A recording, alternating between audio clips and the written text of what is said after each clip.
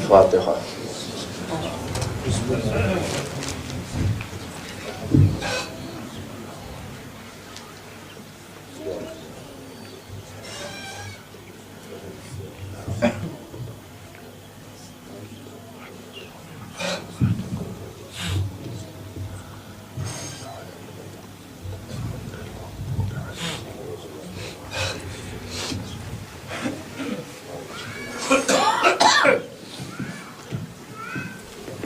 لا حول ولا قوة إلا بالله العلي العظيم۔ حسبنا الله ونعم الوكيل، نعم المولى ونعم النصير۔ أعوذ بالله السميع العليم من الشيطان اللعين اللئيم الرجيم۔ بسم الله الرحمن الرحيم۔ الحمد لله الذي دل على ذاته بذاته وتنزه عن مجاونسة مخلوقاته، والصلاة والسلام والتحية والإكرام على المبعوث بالحق نبيا والمصطفى بالرسالة نجيا، العبد المؤيد والرسول المسدد والنبي الممجد والمصطفى الأمجد والمحمود الأحمد، الملقب بالحبيب والمكنى بأبي القاسم محمد،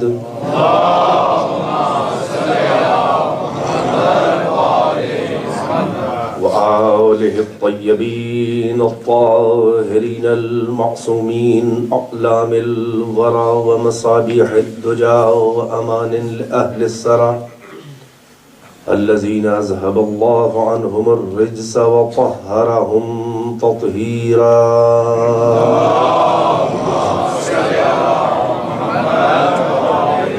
واللعنة الدائمة الباقية على أعدائهم وقتلتهم وغاصبي حقوقهم ومنكري فضائلهم والشاكين فيهم والمنحرفين عنهم، أما بعد، فقد قال الله تبارك وتعالى في القرآن الحكيم وهو أصدق القائلين وقوله الحق: بسم الله الرحمن الرحيم، إن الدين عند الله الإسلام۔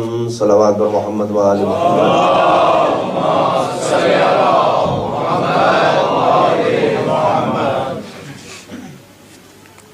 کل بھی اسی آیہ کریمہ کو عنوان بنایا تھا ان دو مجلسوں کے لیے خصوصیت کے ساتھ۔ آج اس سلسلہ مجالس کی امام کے سیوم کی آخری یہ مجلس اس حسینیہ میں میری ہے اس سال کی۔ یہ بھی نہیں کہہ سکتا کہ اس سال، ہاں کہہ سکتا ہوں اس لیے کہ اب تو 1 دسمبر ختم ہو جائے گا۔ کچھ باتیں بہت آسان لہجے میں آپ کے ساتھ شیئر کرنا چاہوں گا۔ ارشاد ہوا: ان الدین عند اللہ الاسلام، یقیناً دین اللہ کی نظر میں اسلام ہے۔ اسلام کے علاوہ اور کوئی دین نہیں بنایا ہے اللہ نے، کوئی قانون انسانوں کے لیے نہیں بنایا۔ ظاہر اسلام وہ صراط مستقیم ہے، وہ اللہ کی راہ ہے کہ جو نجات کی ضمانت ہے بے شک۔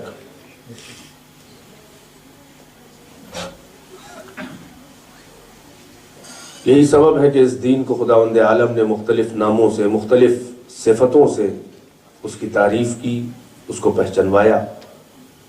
کبھی اس دین کو دین واصب کہا، کبھی اس کو دین حق کہا۔ هو الذی ارسل رسولہ بالہدی ودین الحق لیظہرہ علی الدین کلہ ولو کرہ المشرکون۔ وہ اللہ ہے کہ جس نے اپنے رسول کو دین حق اور ہدایت کے ساتھ بھیجا تاکہ وہ اس دین کو، ہر دین نام کی جتنی بھی چیزیں دنیا میں ہوں ان سب پر وہ غالب آ جائے، کوئی اس کے آگے نظر نہ آئے۔ غلبہ اسلام ایسا کہ مقابل کوئی نظریہ اسلام کے مقابل جو ہو وہ باقی نہ رہے، مشرکوں کو کتنا ہی برا لگے۔ کبھی اسے دین فطرت کہا، فطرت اللہ التی فطر الناس علیہا لا تبدیل لخلق اللہ ذالک الدین القیم۔ یہ وہ فطرت ہے کہ جس پر اللہ نے لوگوں کو پیدا کیا اور اللہ کی خلق میں، اس کے خلق کرنے کے انداز میں کوئی تبدیلی نہیں ہے، اور یہی دین قیم ہے۔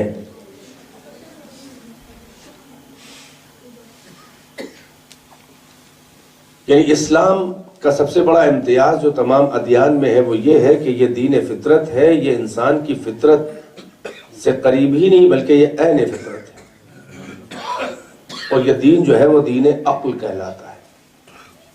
یہ اسلام کا امتیاز ہے۔ یہاں پر سوچنے سمجھنے پرکھنے پر پہرا، عقلوں پر پہرا، عقلوں کو زنجیر نہیں پہنائی گئی ہے کہ سوچو نہیں مان لو، اس لیے کہ کوئی بھی صاحب کمال جو ہے وہ اپنے کو پرکھنے کے سلسلے میں دوسرے پر پابندی نہیں بٹھاتا۔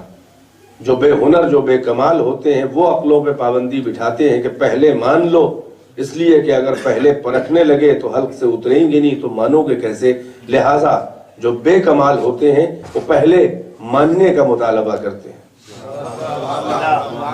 مگر جن کو اپنے اوپر بھروسہ اور اپنے اوپر اعتبار ہوتا ہے انہیں جلدی نہیں ہوتی کہ کوئی مان ہی لے۔ یہی مزاج ہے توحید کا، یہی اللہ کا مزاج ہے، یہی اللہ کے دین کا مزاج ہے۔ خود اس نے اپنے بارے میں صاف صاف اسی لیے کہا کہ لا اکراہ فی الدین، میرے دین میں کوئی جبر نہیں، یہ دین ہے، ہم تعارف کرا رہے ہیں۔ تمہاری عقل کی آواز بھی یہی ہوگی، تمہاری فطرت کی آواز یہی ہوگی کہ تم کسی نہ کسی مسدود کی تلاش میں رہو گے۔ مجھے معلوم ہے کہ خمیر بشریت میں مزاج ہے، خمیر بشریت میں ذوق سجدہ ہے۔ اگر تیری جبیں میں سجدے تڑپ نہ رہے ہوتے تو یہ جگہ جگہ تو سجدے کا خراج پیش نہ کرتا۔ یہ بات اور ہے کہ تیرے سجدے ابھی بھٹکے ہوئے ہیں، تیرا سجدہ کر لینا ہی بس میرے لیے یہی کافی ہے کہ تجھ پر اتنا بھروسہ اور اعتبار ہے کہ تیرے اندر ذوق سجدہ ہے۔ اب جب کبھی پرکھنا شروع کرے گا تو صحیح در مسجود تک پہنچ جائے گا۔ جلدی کاہے کی ہے؟ اس لیے کہ تیرا ہر سجدہ جو تو کرے گا اس کا فائدہ تجھی کو ملے گا، اور ہر وہ سجدہ جو تو نہ کرے، ہر وہ نافرمانی، اس کا مجھے کوئی نقصان نہیں ہونے والا ہے، اس کا نقصان بھی تجھی کو پلٹ کے جائے گا۔ لہٰذا اگر ہم کبھی یہ کہہ رہے ہیں، تجھ کو بتا رہے ہیں دین کا راستہ، تو اس کا مطلب یہ نہیں ہے کہ ہم جبر کر رہے ہیں، قدغن بٹھا رہے ہیں، عقل پہ پہرے بٹھا رہے ہیں، زنجیر فکر کو پہنا رہے ہیں۔ نہیں، یہ ہمارا رحم و کرم اور لطف ہے کہ ہم نے تم کو پیدا کر کے شاہراہ ہدایت پر تنہا نہیں چھوڑا ہے۔ اِنَّا هَدَيْنَاهُ السَّبِيلَ إِمَّا شَاكِرًا وَإِمَّا كَفُورًا، ہم نے اکیلا نہیں چھوڑا ہے۔ ہمارا لطف ہے، یہ کرم ہے کہ ہم تیری رہنمائی کر رہے ہیں۔ جو تیرے خاکدان وجود سے جو آواز و ترانہ محبت ہمارے لیے بلند ہو رہا ہے، ہم اس کی تائید میں اپنی وحی اور اپنے نمائندے بھیج رہے ہیں تاکہ تیری عقل جو سوچ رہی ہے اور وہ اس کنفیوژن میں نہ پڑے کہ صحیح سوچ رہی ہے کہ غلط سوچ رہی ہے، ہم باہر سے تائید کر دیتے ہیں کہ تو کہاں صحیح سوچ رہا ہے، کہاں غلط سوچ رہا ہے۔ ورنہ مجھے تیرے نفس پر اتنا اعتبار ہے کہ میں نے تیرے نفس محترم کی قسم کھائی ہے، وَنَفْسٍ وَمَا سَوَّاهَا فَأَلْهَمَهَا فُجُورَهَا وَتَقْوَاهَا، قسم ہے نفس انسانی کی اور قسم اس کی کہ جس نے اس کو سنوارا، پھر اس کو فجور کا الہام کیا، تقوی کا الہام، یعنی ہر اچھی بری بات کا ہم نے تیرے نفس کو الہام کر دیا ہے۔ تیری عقل پر بھروسہ ہمیں اتنا ہے کہ تمام طبقات موجودات میں ہم نے تجھے بلند بنایا، ہم نے تجھے جماعت نہ بنایا، نبات نہ بنایا، حیوان نہ بنایا، فرشتہ بھی تجھے نہ بنایا، بلکہ تجھے میں نے انسان بنایا اور صاحب عقل بنایا۔ یعنی تیرے اندر سارے عالم اکبر کا خلاصہ کر دیا، یعنی تیرے اندر پانی بھی ہے، ہوا بھی ہے، آگ بھی ہے، مٹی بھی ہے، اس کائنات میں جو کچھ ہے وہ تیرے وجود میں چھوٹے سے سمیٹ دیا ہے۔ مگر تیرا اور کائنات کا فرق یہ ہے کہ جو کائنات میں ہے وہ تجھ میں ہے، جو تجھ میں ہے وہ کائنات میں نہیں۔ جو کائنات میں ہے وہ تجھ میں ہے، جو تجھ میں ہے وہ کائنات میں نہیں ہے۔ جو حیوان میں ہے وہ تجھ میں ہے، لیکن جو تجھ میں ہے وہ حیوان میں نہیں ہے۔ جو گھاس پھوس نبات پلانٹس میں ہے تجھ میں ہے، لیکن جو تجھ میں ہے وہ پلانٹس میں نہیں ہے۔ جو پتھر میں ہے وہ تجھ میں ہے، لیکن جو تجھ میں ہے وہ پتھر میں نہیں ہے۔ جو فرشتوں میں ہے وہ تجھ میں ہے، مگر جو تجھ میں ہے وہ فرشتوں میں نہیں ہے۔ اب بتا کہ کون بہتر ہے؟ ہم نے تجھے راستہ اسی لیے دکھایا، تیرے اندر مکمل شہوانی اور حیوانی قوتیں بھی جمع کر دیں، امتحان لینا ہے نا، اور تیرے اندر ہم نے نورانیت اور ملکوتیت بھی بھیج دی، روح بھی ہے، مادہ بھی ہے، شہوانی خواہشات بھی ہیں، عقل کی پیغمبری بھی ہے۔ اب میری عقل بتائے ہوئے میرے راستے پر اگر عقل کی بات پر لبیک کہے تو فرشتوں سے اونچا ہے تو، اس لیے اونچا ہے کہ وہاں بہکانے کی قوت نہیں ہے، تجھ میں ہے۔ اگر فرشتہ گناہ نہ کرے تو کیا بڑی بات ہے؟ جو نہ آشنا لذت گناہ ہو، جو لذت گناہ سے نہ آشنا ہو وہ گناہ نہ کرے تو کیا بڑی بات ہے؟ تو ہے میرے لیے ایک ایسی مخلوق کہ جس میں صلاحیت گناہ بھی ہے، لہذا گناہ کی صلاحیت ہو کر بھی اگر تو گناہ سے بچے تو یہ ناانصافی ہے کہ تجھے فرشتہ کہوں، تو فرشتے سے آگے ہے۔ اور اگر عقل کے ہوتے ہوئے حیوانیت کی حرکتیں دکھائے تو ناانصافی ہے حیوان کے ساتھ کہ تجھے حیوان کہوں، حیوان کی توہین ہے اگر تجھے حیوان کہوں، اس لیے کہ جہاں عقل نہیں ہے وہ حیوانیت دکھائے تو کیا غلط ہے؟ تیرے پاس تو عقل ہے مگر حیوانوں کو جیسا لگ رہا ہے۔ یہی سبب ہے کہ کھلا ہوا ہے راستہ، چاہے تو انسان حیوان سے پس بن جائے، چاہے تو فرشتے سے آگے نکل جائے۔ یہ اللہ کا دین ہے، اور یہی عقل کے اوپر اتمام حجت ہے۔ چنانچہ یہ عقل جو ہے یہ پروفٹ ہے، یہ نبی باطن ہے، یہ حجت باطن ہے، یہ پیغمبری کا درجہ رکھتی ہے عقل۔ بہکانے کی صلاحیت بھی نفس امارہ ساتھ میں لگائی، اس لیے کہ امتحان لینا ہے۔ امتحان نہ لینا ہوتا تو ہم اختیار نہ دیتے۔ یہ جو کہا جاتا ہے کہ اللہ میاں نے کر دیا، اللہ میاں کا اختیار ہے، ایک پتا بھی نہیں ہلتا ہے اللہ کی مرضی کے بغیر۔ ہاں پتا نہیں ہلتا ہے، آپ ہل سکتے ہیں، یہ سب تو بہانے ہیں نا۔ اور اتنا یاد رہے، یہ لوگ کہتے ہیں کہ اللہ میاں نہ چاہے، بھئی اللہ نے چاہا تو ہو گیا، نہیں، دو جملے الگ الگ ہیں۔ آپ کا ہر کام یہ ضروری نہیں ہے کہ اللہ چاہے، ہاں یہ صحیح ہے کہ اللہ نہ چاہے تو کوئی گناہ نہیں کر سکتا۔ بھئی میں پرکھے ہوئے جملے بول رہا ہوں، ایسا نہیں ہے کہ آپ اس کو روا روی میں گزار دیں۔ میں کہہ رہا ہوں کہ اگر اللہ ہمارا کوئی بھی غلط فعل ہو یا اچھا فعل ہو، اس پورے یونیورس میں، پوری کائنات میں جو بھی مخلوق خدا ہے، ظاہر سب اللہ کہہ رہا سب مخلوق خدا ہے،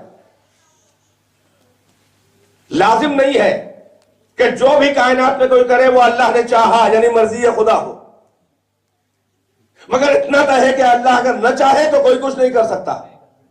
اختیار دیا ہے، کوئی اختیار لے کے نہیں پیدا ہوا ہے، نہ دیتا تو مجبور ہوتے، جیسے فرشتے مجبور ہیں، جیسے حیوان مجبور ہے، جیسے کائنات پوری مجبور ہے۔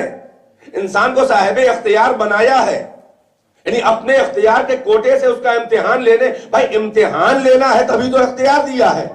اگر امتحان لینے کے لیے اختیار نہ دیا جائے تو عدل کے خلاف ہے، اور اختیار دے کے امتحان نہ لیا جائے تو اختیار کا کوئی فائدہ نہیں۔ توجہ ہے؟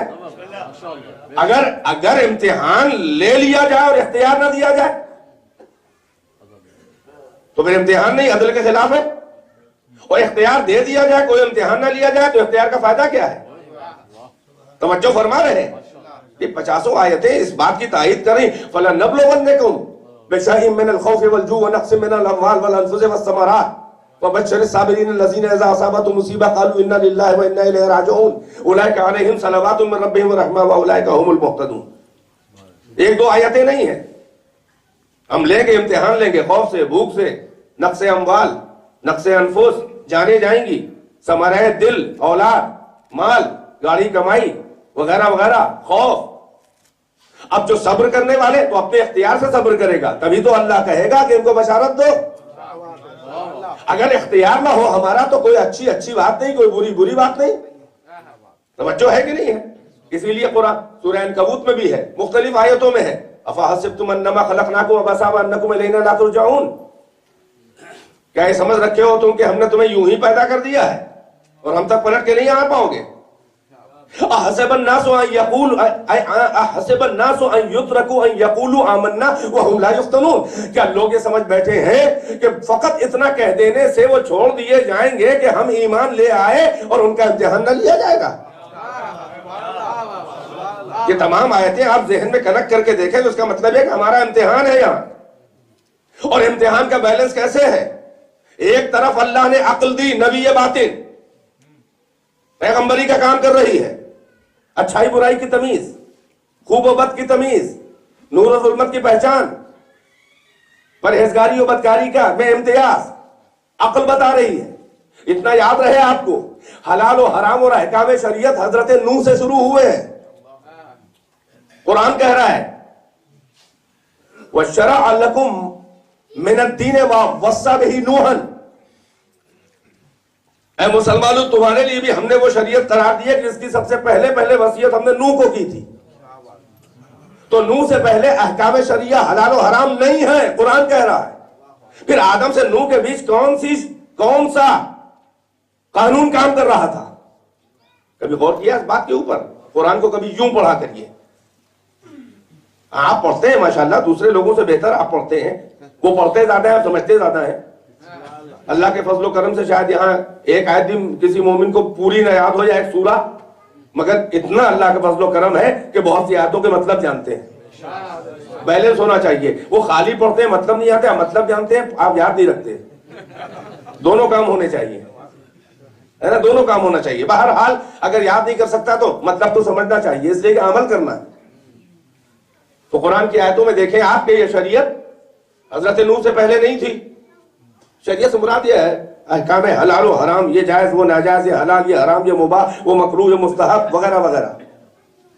قرآن کہہ رہا ہے کہ شرع لکم ما وصى شرع لکم من الدین ووصى به نوحا، اور اس کے بعد باقی انبیاء کا ذکر ہے، ابراہیم کا ہے، موسیٰ کا ہے، عیسیٰ کا ہے۔ تو پھر حضرت آدم اور حضرت نوح کے درمیان کون سا قانون تھا جو کام کر رہا تھا اولاد آدم کے لیے؟ نوح تک، آدم ثانی نوح ہے، ان سے پہلے بھی ایک زبردست تعداد مخلوق کی گزر چکی ہے، ہزاروں۔ ایسا نہیں ہے کہ 2 ہی 4 لوگ، اور 2 ہی 4 بھی ہوں تو حابیل کو مظلوم اور قابیل کو ظالم کہنے والا کون سا قانون ہے؟ حلال و حرام نہیں ہے مگر تقوی کا ذکر ہے۔ حضرت حابیلی کا جملہ ہے کہ اگر تو میری طرف ہاتھ بڑھا کے مجھے قتل کرے تو میں اپنا ہاتھ پھیلا کے تجھے قتل نہیں کرنے والا، اور تجھے مجھ سے حسد اس لیے ہو گیا کہ میری قربانی قبول ہو گئی۔ اور پھر بتا دیا قانون انہوں نے کہ انما یتقبل اللہ من المتقین، تیرا اس لیے نہیں قبول ہوئے تیری قربانی کہ اللہ بس پرہیزگاروں کے اعمال قبول کرتا ہے، تو پرہیزگار نہیں ہے، نہیں قبول ہوا تو مجھ سے کیوں چل رہا ہے؟ تقویٰ ہے، قانون ہے، مگر حلال و حرام کی طرح سے حکم بن کے کتاب و شریعت نازل نہیں ہوئی۔ تو آدم سے لے کر نوح کے بیچ جو ہے کون سا قانون کام کر رہا ہے؟ یاد رہے یہ قانون وہی ہے جسے کہتے ہیں مستقلات عقلیہ۔ آج تھوڑا سا اس طرح کا درس ہو جائے، مستقلات عقلیہ یعنی عقل مستقل طور پر انڈیپینڈنٹ، بغیر کسی وحی و خبر کے عقل جن اچھائیوں اور برائیوں کو ڈیفائن کر سکتی ہے، سمجھ سکتی ہے، یہ وہ قانون تھا کہ جو اللہ نے عقل انسانی کو پیغمبری کا درجہ دیا ہے اور اتمام حجت بنایا ہے انسان پر، عقل کو اس کی۔ یہ وہ قانون چل رہا تھا کہ عقل جسے رائٹ کہے رائٹ تھا، جسے رانگ کہے وہ رانگ تھا۔ اب یہ پیغمبری کا درجہ رکھتی ہے عقل، اللہ کو امتحان لینا ہے۔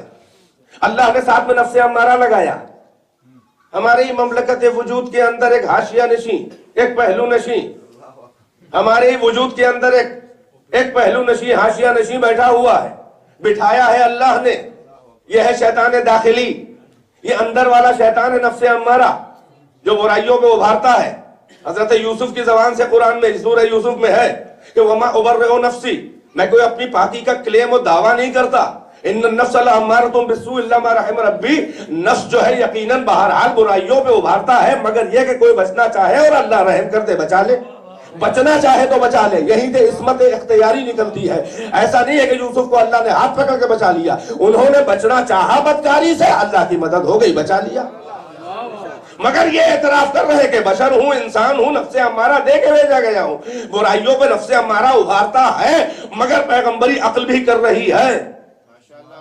یہ عقل کا اتمام حجت اتنا زبردست ہے، محسوس کریں۔ ہم تو بہرحال اپنے کو گناہگار سمجھتے ہیں، بیان تھوڑی نہ کریں گے کون کون سے گناہ کرتے ہیں۔ اعتراف گناہ کرنا جو ہے وہ انکساری ہے، پرہیزگاری ہے، گناہ کو بیان کرنا یہ بے حیائی ہے۔ کچھ لوگ گناہوں کو شیئر کرتے ہیں نا، ارے مجھ سے تو نہ پوچھئے 20 سال پہلے کیا ہو گیا، میں تو کیا کروں، بڑا گناہگار ہوں، یہ کر کے آیا ہوں۔ اس سے بڑا کوئی بے حیا نہیں ہے۔ اپنے ذنب اور اپنے کمیوں کا اعتراف کرنا یہ شان انسانیت ہے، یہ انکسار ہے، یہ تواضع ہے، یہ عبدیت کی معراج ہے۔ انکسار عبدیت کی معراج ہے، سر اٹھا کے معراج نہیں ملتی ہے، بلکہ جب عبدیت کمال انکسار پہ جاتی ہے تو اللہ اٹھا کے معراج تک لے جاتا ہے۔ سبحان الذی اسریٰ بعبدہ، رسول کو معراج نہیں ہے، عبد کو معراج۔ تو عبد کی شان یہ ہے کہ انکسار، اعتراف گناہ، مگر بیان نہیں کرنا ہے کہ یہ ہو گیا۔ نفس امارہ بہکاتا ہے، ذرا آپ اپنے اپنے دلوں کو ٹٹول کے دیکھیں کہ کتنا زبردست اتمام حجت ہے اللہ کا۔ نفس بہکا رہا ہے، وہ خلوت تنہائی کے جہاں پر شریک حیات بھی محرم راز نہیں ہے، وہ خلوت تنہائی کے جہاں پر پرندہ پر نہ مارے، 7 دروازے بھی ہوں جہاں قفل لگے ہوں، اس خلوت تنہائی میں اگر ارادہ گناہ ہوا، اب آپ یہ بتائیں کہ کیا کیفیت ہوتی ہے؟ کیفیت کیا ہوتی ہے؟ ارادہ گناہ ہوا، یہ کرم ہے پروردگار کا کہ ارادہ گناہ پر کسی کو نہیں پکڑتا جب تک کہ گناہ سرزد نہ ہو جائے، ورنہ حاکم کی حیثیت سے اسے حق ہے کہ ارادہ گناہ کر کے بھی اگر کوئی ڈائیورٹ ہو جائے، منصرف ہو جائے، گناہ انجام نہ پائے، مگر اسے حاکم کی حیثیت سے یہ اختیار ہے کہ وہ سزا اس سوء سریرہ اور اس بدگمانی کا دے کہ تو نے میرے خلاف بغاوت کر کے ارادہ گناہ کیا کیوں؟ فعل گناہ کی سزا نہیں دوں گا، غلط ارادے کے کس کے سزا دے سکتا ہوں، اس لیے کہ حاکم ہوں۔ گھبرا رہے ہوں گے آپ لوگ کہ مولانا بڑے ہارڈ موڈ پہ چلے گئے ہیں۔ اگر اللہ چاہے تو ارادہ گناہ، چاہے گناہ نہ ہم سے سرزد ہو، میں خدا نہ خواستہ میں آپ کے قتل کی سازش کروں، قتل نہ کر پاؤں، چاہے ارادے سے پلٹ جاؤں، خود سے کسی کے سمجھانے سے، یا مجبوراً موقع نہ ملے، اور چلیے اب آپ سیف ہیں اور ہم بھی بدل گئے مانا، لیکن جب یہ بات لیک ہوگی کہ فلاں دن اس گھنٹے سے اس گھنٹے کے درمیان آپ کے معاذ اللہ خدا نہ خواستہ آپ کے قتل کا ارادہ میرا تھا، تو آپ سن کے میرے بارے میں کیا نظریہ رکھیں گے؟ شاید قانوناً کوئی چارہ جوئی آپ نہ کر پائیں کہ کوئی ثبوت نہیں ہے، اور اگر ثبوت بھی مل جائے تو آج یہاں کا قانون ہی پکڑ لیتا ہے، کہتا ہے ارادہ آپ کا تھا، آپ کر نہ پائے، اور قانون جو ہے وہ اتنا کرم کرنے والا اور اتنا عادل نہیں ہے کہ کہے کہ ہاں آپ کی پرہیزگاری نے آپ کو روک دیا تھا، یہ تو بس اللہ ہی ہے کریم۔ آپ دیکھیں کہ اس کا کرم کیا ہے، یعنی ارادہ گناہ پر بھی چاہے تو سزا دے، اسے کہتے ہیں تجری، اسے ہمارے یہاں اصول الفقہ اور اس کی اصطلاح میں کہتے ہیں تجری، یعنی اپنے آقا اور اپنے مولا اور اپنے مالک کے خلاف آپ نے جرأت تو کی، تبھی تو ارادہ کیا اس کے قانون کو روندنے کا، پامال کرنے کا۔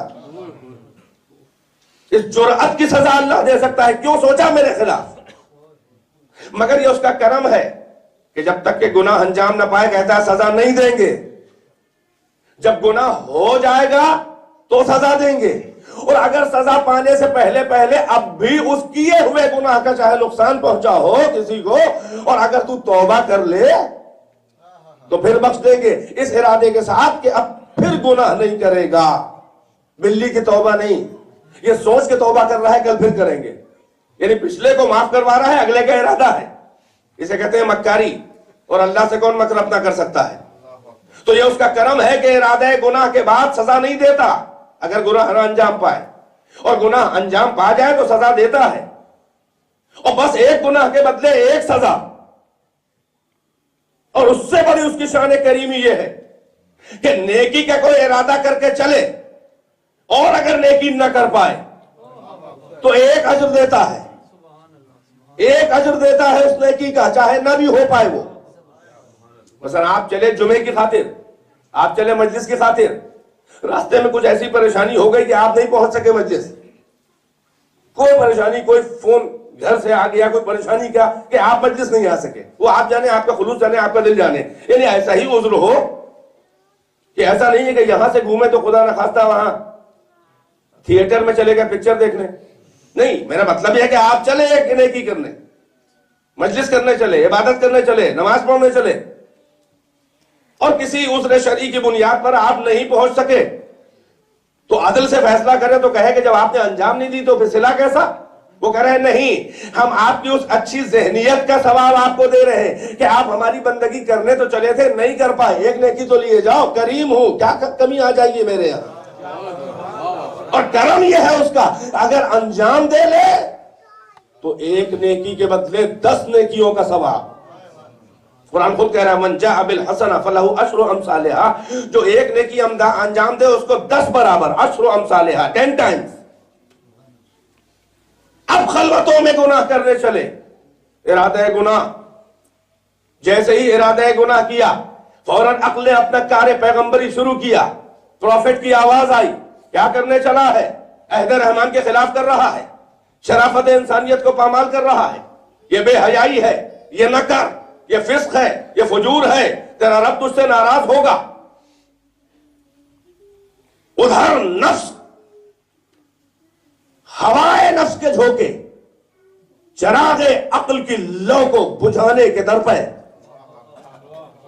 ہوائے نفس کے جھوکے چراغ عقل کو بجھانے کے لیے پیچھے لگے ہیں، اور ادھر چراغ عقل کی لو ہے کہ جھلملا رہی ہے مگر کار پیغمبری اپنا چھوڑ نہیں رہی ہے، بار بار ٹوکے جا رہی ہے، قبل گناہ ٹوک رہی ہے کہ کیا کر رہا ہے؟ نہ کر، کرے گا تو سزا ملے گی، چھوڑ دے گا تو اب بھی تیرا جرم نہ مانا جائے گا، بلکہ اللہ اس گناہ کے ارادے کے بعد چھوڑ دینے سے تیرا رب خوش ہو جائے گا۔ مگر ادھر نفس اور عقل میں پیکار جاری ہے کہ خلوت کی تنہائیوں میں اگر کوئی عقل کی بات کو مان گیا تو کیا کہنا ہے، اور اگر عقل کی بات کو نہ مانا اور نفس اس پر اتنا غالب آیا کہ عقل کی بات کو اس نے دبا دیا تو چراغ عقل کی لو ابھی بجھتی نہیں ہے، وہ ٹمٹماتی ہوئی وہ مایوس نہیں ہوتی ہے بلکہ دیکھا کرتی ہے مصروف گناہ ہو گیا، اور مصروف گناہ ہونے کے بعد، فارغ ہونے کے بعد، اس گناہ کے بعد اس کو خود ایسا محسوس ہوتا ہے کہ اس نے واقعاً غداری کی ہے۔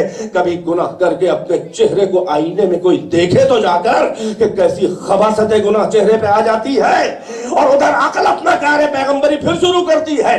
جب وہ گناہ سے فارغ ہو جاتا ہے تو عقل کہتی ہے غلط کیا تو نے، عہد رحمان کو روندا تو نے، شرافت انسانیت کو پامال کر دیا تو نے، تو حیوان سے بدتر ہے۔ قسم خدا کی اگر یہ ملامت نفس نہ ہو، جسے نفس لوامہ کہتے ہیں، اگر یہ ملامت عقل نہ ہو تو کبھی بھی کسی بندے کو بعد گناہ توفیق توبہ نہ ہو۔ یہ عقل ہی کی پیغمبری ہے کہ ندامت ہوتی ہے، احساس خطا ہوتا ہے اور توفیق توبہ ہوتی ہے۔ یہ بیلنس ہے، بے توجہ ہے کہ نہیں؟ ہم کو چاہیے کہ اپنا کردار بھی بنائیں، ہم حسینی بنے۔ نعمت پروردگار جو عقل ہے، جو پیغمبری کا کام کر رہی ہے، ہم اس کے تقاضوں پہ عمل کریں۔ نفس امارہ ادھر سے بہکا رہا ہے، شیطان داخلی، عقل ادھر سے پیغمبری کا کام کر رہی ہے، یہ ہدایت کا بیلنس ہے۔ ادھر بہکانے والا ہے، اللہ ہی نے بٹھایا ہے امتحان کے لیے، تو ادھر پیغمبر بھی اللہ نے دیا ہے کہ اندر کے محاذ کے اوپر اگر شیطان داخلی حملہ کرے تو اندر سے محاذ پہ حجت باطن جو پیغمبر تیری عقل ہے وہ اس کو ڈیفینڈ کرے، روکے، تجھے بچائے۔ ہاتھ پکڑ کے نہیں بچائے گی، نہ نفس ہمارا ہاتھ پکڑ کے گناہ کرا رہا ہے، نہ عقل ہاتھ پکڑ کے روکے گی۔ تو تیرے اختیار میں ہے کہنا مانے یا نہ مانے، اس کا مانے یا اس کا مانے۔ مگر میں کہوں گا پروردگار کہ بہکانے والا کیا ہمارا ایک ہے؟ بھئی ایک تو اندر داخلی محاذ پہ نفس ہمارا شیطان داخلی ہے جسے تو نے بٹھایا، اور ایک ہمیں بہکانے والا تو بہت پہلے سے ہے جو آپ سن چکے، قرآن بھی کہہ رہا ہے۔ ایک ابلیس ہے جو شیطان خارجی ہے، وہ آؤٹر سے حملے کر رہا ہے، یہ انر سے حملے، یہ داخلی محاذ پہ، وہ خارجی محاذ پہ۔ ایک انسان بیچارہ کیا کرے؟ ہر چہار جانب سے حملہ ہے، اندر سے نفس امارہ دبائے ہوئے ہیں، باہر سے ابلیس، اور کیسا قوی اور طاقتور ابلیس کہ جو تجھ سے ہمیں بہکانے کا اختیار لے کر آیا ہے۔ ہم تو بیچارے انسان سینڈوچ بن کے رہ گئے، ایک طرف نفس امارہ، ایک طرف ابلیس، دونوں طرف سے ہم کو پیسے دے رہا ہے۔ کہاں گئی تیری عدالت؟ تجھے گمراہی زیادہ پسند ہے کہ ہدایت؟ ہدایت کی ذمہ داری خود لیتا ہے، گمراہی کا تو ذمہ دار نہیں ہے تو۔ اِنَّ عَلَيْنَا لَلْهُدَىٰ وَإِنَّ لَنَا لَلْآخِرَةَ وَالْأُولَىٰ، کہتا ہے یقیناً ہدایت کی ذمہ داری ہماری ہے، تیری ہدایت کی ذمہ داری ہے۔ اور ہمارے پیچھے دو طرح کے لگا دیے شیطان، ایک اندر سے ایک باہر سے۔ کہاں گیا تیرا عادل؟ تو عادل کا جواب یہی ہوگا خدا عادل کا کہ ہم نے ہدایت کا بیلنس رکھا ہے۔ اندر سے شیطان داخلی بہکائے تو عقل ہے، یہ پیغمبری کا کام کرے گی، نبی باطن۔ اور اگر باہر سے شیطان تجھ پہ حملہ کر رہا ہے تو اسی لیے تو ہم نے ہر دور میں اپنی حجت خارجی رکھی ہے جو باہر کے حملوں کو بیلنس رکھے اور جواب دے۔ توجہ فرما رہے ہیں؟ یہی ضرورت ہے، یہی سبب ہے کہ انبیاء و مرسلین اللہ کی حجتیں ہر دور میں آتی رہیں۔ یعنی عقل ہی یہ بتا رہی ہے کہ عدل خدا کا تقاضا یہ ہے کہ ہر دور میں کوئی نہ کوئی اللہ کی جانب سے حجت خدا اتمام حجت کرنے کے لیے باہر سے ہادی ہو، ورنہ ہدایت اور ضلالت اور گمراہی کا بیلنس بگڑ جائے گا۔ اور ظاہر ہے کہ ابلیس نے جب سے اختیار لیا آج تک ان کی وفات نہیں ہوئی۔ آدم آئے چلے گئے، حضرت ابلیس زندہ ہے۔ شیس آئے چلے گئے، ابلیس زندہ ہے، لمبی عمر پائی، اور ایک لمحہ بھی اپنے کارے گمراہی سے غافل نہیں۔ کیا زبردست، کتنا آنےسٹ ہے، جاب دیکھیے کتنا زبردست، کتنا ریگولر، کتنا پنکچول، کتنا ذمہ دار ہے، کتنا ریسپانسبل ہے کہ جو ذمہ داری لے لی تھی اپنے بل پر اللہ کے مقابل۔ یہ بات اور ہے کہ اللہ ہی کے دیے ہوئے اختیار سے گمراہ کر رہا ہے، پر یہیں پہ وہ بات آ رہی ہے کہ شیطان جو گمراہ کر رہا ہے کہ اللہ کی مرضی سے کر رہا ہے۔ یعنی مرضی کا مطلب یہ ہے کہ اللہ راضی ہے، اللہ خوش ہے، اور اللہ کہہ رہا ہے جا بہکا، ہم راضی ہے، میرا کام کر دے معاذ اللہ۔ نہیں، الٹا جو سوچے کہ اللہ اگر نہ چاہے تو ابلیس کو کوئی اختیار نہیں ہے۔ یعنی وہ لوگ جو اپنے کو مجبور کہتے ہیں اور اپنے بزرگوں کے جرائم کو چھپانے کے لیے کہتے ہیں کہ انسان کیا کرے، اللہ کا منصوبہ ہے، علم خدا میں تھا، ہو کے رہے گا، تو علم خدا میں تو شیطان بھی تھا، ہو کے رہے گا، تو کاہے کے لیے کہتے ہیں اعوذ باللہ من الشیطان الرجیم؟ بھئی ہو کے رہے گا، کاہے کے لیے شیطان ملعون؟ کوئی بھی کام ہو گیا غلط، ملا سے کہتا ہے کہ شیطان ملعون نے بہکا دیا، کم بخت نے۔ اچھا کام کرے تو کہتے ہیں کہ ہم نے کیا، برا کام ہو جائے تو کہتے ہیں شیطان نے بہکا دیا۔ یہاں پر آپ بڑے وہ ہیں، مجبور ہیں، اور اچھے کام پہ بڑے صاحب اختیار ہیں، اس وقت تو آپ نہیں کہتے کہ میں نے یہ اچھا کام نہیں کیا بلکہ شیطان نے کروا دیا۔ ارے شیطان نہیں تو کم سے کم اللہ کے نمائندوں ہی کے لیے کہہ دیں۔ توجہ ہے کہ نہیں ہے؟ اس کا مطلب یہ ہے کہ اچھا پھر سزا و جزا کاہے کی ہے؟ ایک صلوات پڑھیں، مائک بیچارہ برداشت نہیں کر پا رہا میری باتیں۔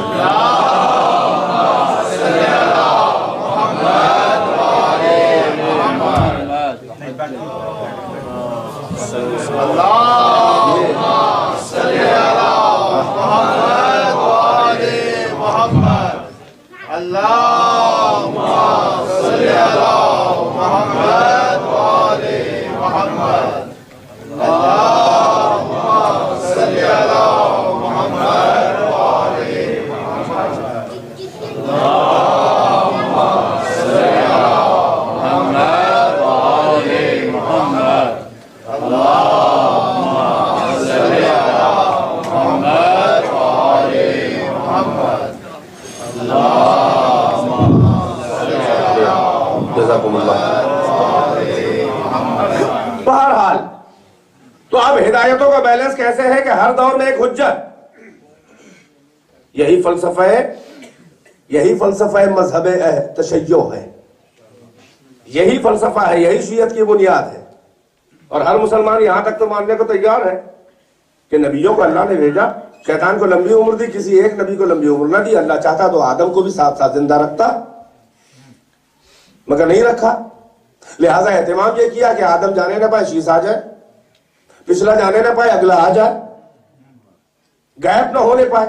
اس لیے کہ شیطان جو گمراہی پھیلا رہا ہے، ایک نینو سیکنڈ کے لیے بھی اس کا جاب جو ہے وہ ڈسکنٹینیو نہیں ہوتا، مسلسل کنٹینیو۔ کوئی ایک لمحہ جب سے اس نے ٹھیکہ اٹھایا ہے، لیا ہے، تب سے آج تک کوئی صاحب کہے کہ شیطان سو گیا تھا لہذا اس دن یا اس گھنٹے چند گھنٹے جو ہے دنیا میں ایک گناہ نہیں ہوا کیونکہ شیطان سو گیا تھا۔ وہ سوتے بھی کام کرتا ہے اپنا، وہ سوتا ہوگا، جنات ہے بھائی، فرشتہ تو ہے نہیں، ہوگا سوتا ہوگا، لیکن اب اس کی ذمہ داری ہے، اپنا نبھاتا ہے۔ لوگ لگے ہوں گے، ورکرز ہوں گے، اوور ٹائم دیتا ہوگا، ڈبل پے کرتا ہوگا، 4 گھنٹے کے 8 گھنٹے پے کرتا ہوگا۔ بھائی سوتے میں بھی اس کا کام نہیں رکتا ہے، یعنی شیطان اگر سو بھی رہا، بھائی سوتا ہوگا، جنات ہے بھائی سوتا ہوگا، کیوں نہیں سوئے گا؟ جنات بھی کھانا کھاتے ہیں، جنات بھی نکاح کرتے ہیں، ان کی بھی اولادیں ہوتی ہیں، ہاں کیوں نہیں ہوتی ہیں؟ اور ان کے یہاں تو اتنی صلاحیت ہے، بھائی ہم لوگ جو ہے، بھائی ہماری اولاد ہمارے یہاں ہوتی ہے، ہماری اولاد جناتوں میں نہیں ہوتی، مگر وہاں اتنی صلاحیت ہے کہ ان کے یہاں بھی ہوتی ہے، ان کی اولاد ہمارے یہاں بھی ہو جاتی ہے۔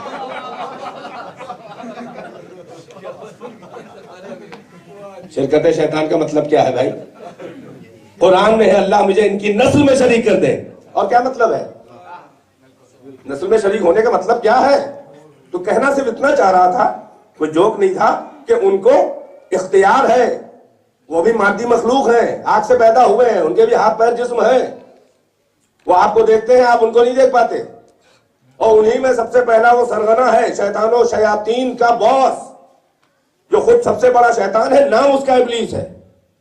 اسی لیے قرآن میں کہیں ابلیس ہے، کہیں شیطان ہے، کہیں ابلیس ہے، اور کہیں اس کا پلورل شیاطین آیا ہے، یعنی ایک نہیں ہے، اس کے پورا گروہ ہے، ٹولی ہے، چیلے ہیں، شاگرد ہیں، اس کے خاندان والے ہیں۔ تو وہ سو بھی رہا ہے تو کام نہیں رک رہا ہے۔ اب مسلمان کو کوئی کیا سمجھائے کہ شیطان سو جائے تب بھی اس کا کام چلے، اور رحمان کا نمائندہ سو جائے تو کیا اس کا کام رک جائے گا؟ تو شب ہجرت علی کی نیند نے اسی لیے وہ بڑے بڑے کام کیے کہ صحابہ جاگ کے نہیں کر پائے۔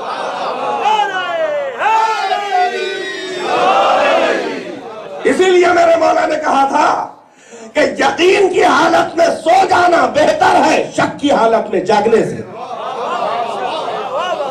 حدیبیہ میں وہ جاگ رہا تھا، شک کر رہا تھا، جب ہجرت علی سو رہے تھے، یقین میں اضافہ کر دیا کائنات کی، توحید کا مسئلہ حل کر دیا کہ اگر اللہ ہوتا تو نیند نہ آتی، حفاظت پیغمبر کر دی، وغیرہ وغیرہ جو بھی ہو مسائل۔ بہرحال تو اب شیطان کی اتنی لمبی زندگی ہے، اللہ نے کہا کہ نہیں، ایک انسان کو تو یہ میرا ہے، یہ میری فطرت ہے، اور میں نے اس انداز پہ پیدا کیا ہے کہ کوئی رہ نہ جائے ہمیشہ کے لیے، بلکہ ایک گیا تو اگلا آ گیا، اس لیے کہ شیطان کو بیچ میں موقع نہ مل جائے، اس کا کام مسلسل جاری ہے۔ تو اللہ ہدایت کا ذمہ دار ہے تو ہدایت کا کام مسلسل جاری ہو۔ بے شک یہی سبب ہے کہ ہر زمانے میں آدم سے لے کر خاتم تک یا نبی ہے یا رسول ہے یا وصی نبی جو معصوم ہے، جو پچھلے نبی کے مشن اس کی شریعت کو آگے بڑھا رہا ہے، معصوم ہے، ذمہ دار ہے۔ ایک جگہ نہ پائے اگلا آ جائے۔ خاتم الانبیاء تک تو یہ فلسفہ سارے مسلمان کو سمجھ میں آیا کہ اللہ کی طرف سے کوئی نہ کوئی نمائندہ ہونا چاہیے۔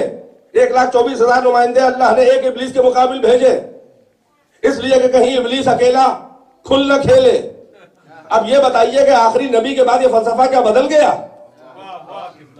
پیغمبر گئے اور اگر اللہ کی طرف سے کوئی حجت نہیں ہے، وہی پچھلی بات میں کسی مجلس میں کہہ چکا، اسے دہرانا نہیں ہے کہ اگر آپ بنا کے لے آئے تو اللہ نے تو نہیں بنایا، اور کام اس کا یہ ہے کہ حملہ ابلیس سے بچائے، اور جو خود پہلے دن سرنڈر ہو جائے ابلیسی کے آگے کہ ایک شیطان ہے مجھے بہکاتا رہتا ہے، ایک شیطان ہے انلی شیطان یاترینی احیانا، ایک میرے لیے بھی شیطان ہے جو میرے پیچھے پڑا رہتا ہے، پتہ نہیں کون سا شیطان ہے، جناتوں والا، انسانوں والا۔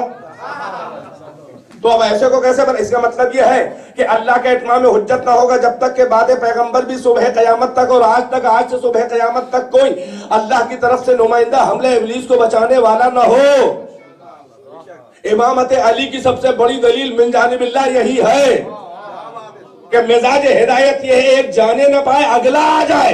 منبر غدیر پہ یہی پیغمبر دکھا رہے تھے کہ ہم جانے نہ پائے اگلے کا تعارف کرا دیں تاکہ کوئی غیب نہ ہونے پائے. کھلے ایمان نعرہ حیدری.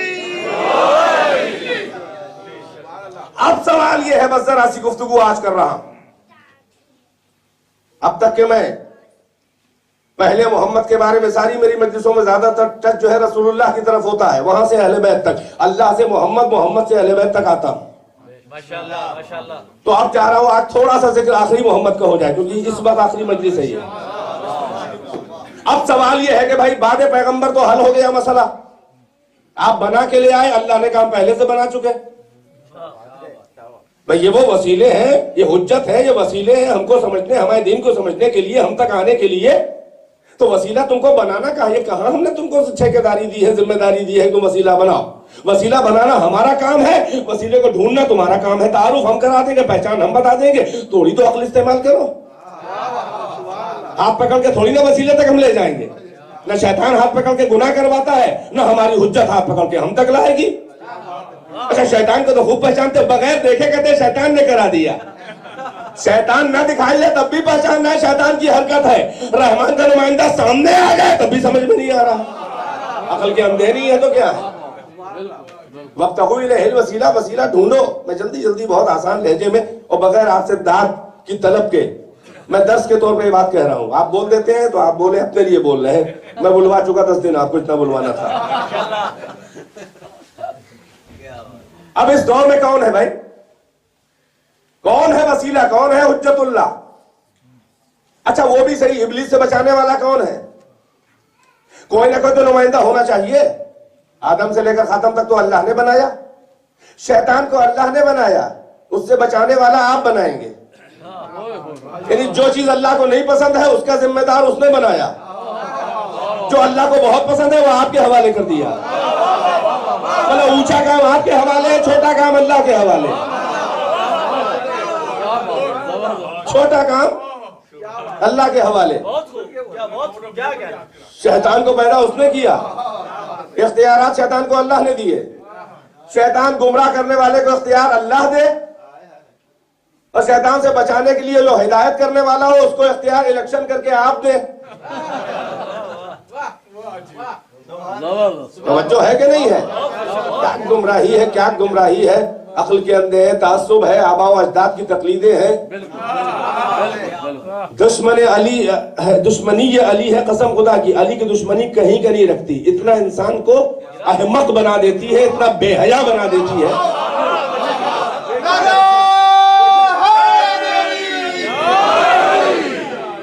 میں کیا عرض کروں، شاید میری زبان سے آپ نے کبھی سنا ہو، میری زبان میں آ رہا ہے تو بتا دوں. ہمیں یہ بتائے کوئی کہ بعد رسول اللہ، وہ حدیث ہم پڑھ چکے ہیں، ہم بار بار تو نہیں دہرانا چاہتے، کہ جو مر جائے ایسی حالت میں جو اپنے زمانے کے امام کو نہ پہچان دے، اہلیت کی موت مرا. آپ کی سنی ہوئی بات ہوگی، فقط ربط ملا کے کہہ رہا ہوں تاکہ پھر سے ریمائنڈ ہو جائے بچوں جن کو نہ ذہن میں ہو، ان کے پھر سے یاد آ جائے یہ بات، اور ذہن میں رکھ لے کہ کوئی صحابی ہو، اہل بیت میں بھی کوئی فرد ہو، رسول اللہ کے اہل بیت ہوں، امتی تو ہے نا، شریعت ان کے لیے بھی ہے، عقائد ان کے لیے بھی ہے.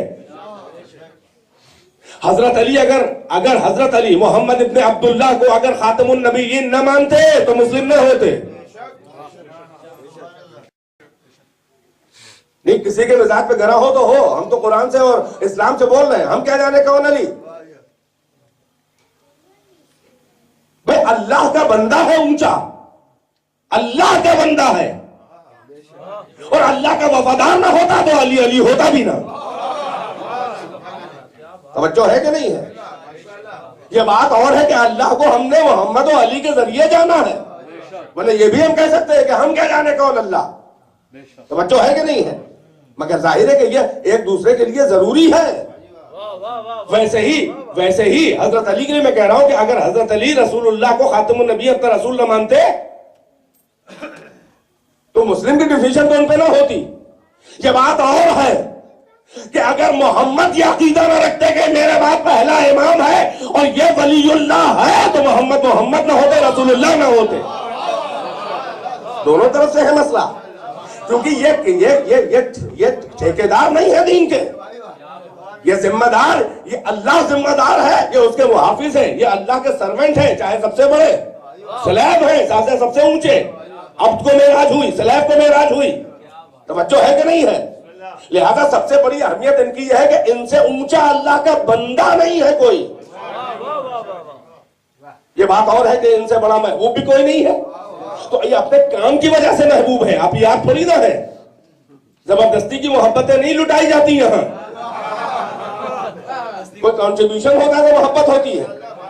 جیسے علی پر واجب ہے کہ محمد کو رسول اللہ آخری نبی مانے، ویسے محمد پہ عقیدتاً واجب ہے کہ علی کو ولی اللہ مانے، اور مانے ہی نہیں اگر اعلان نہ کرے تو رسالت بیکار ہے. آپ نے دیکھا حدیث میں یہی تو اللہ کہہ رہا ہے.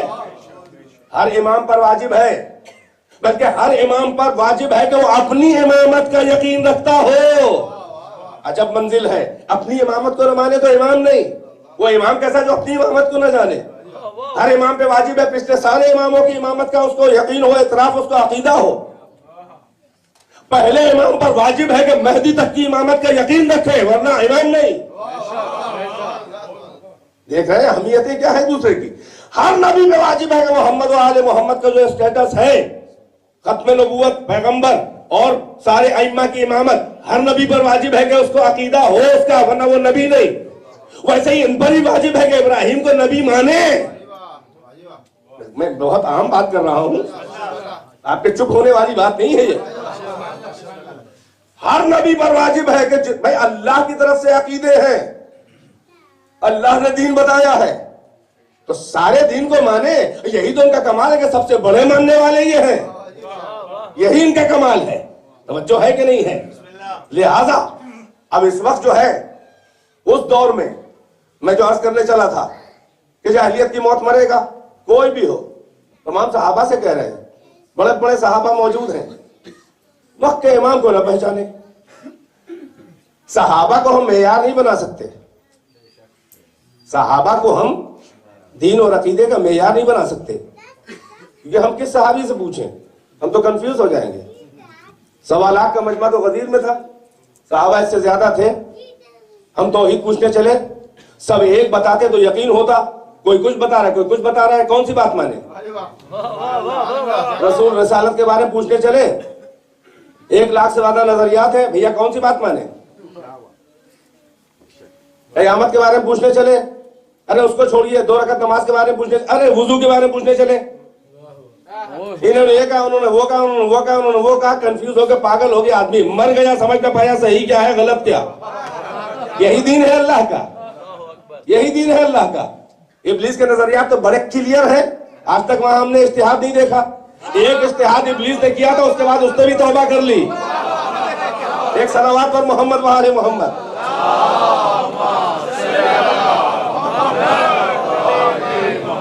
مل جل کے صلوات پڑھیں.